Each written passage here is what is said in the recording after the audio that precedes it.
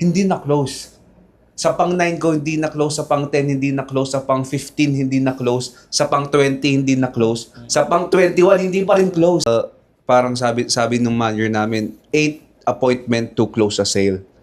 Yun yung lagi niyang, 8 appointment numbers to close before.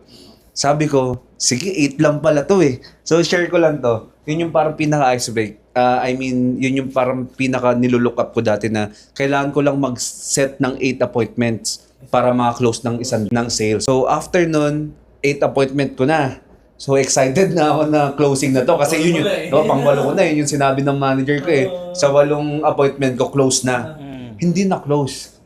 Sa pang 9 ko, hindi na-close. Sa pang 10, hindi na-close. Sa pang 15, hindi na-close. Sa pang 20, hindi na-close. Sa pang 21, hindi pa rin close. Pero ang good thing doon, sa pang 22 and 23 na-close. Being patient and consistent. Ayun.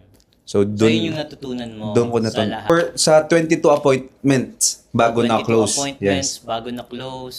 Sobrang hirap nun. Yung iba nun, 3 appointments pa lang. Sabi, broken hearted na eh. Oo. Nag-quit na.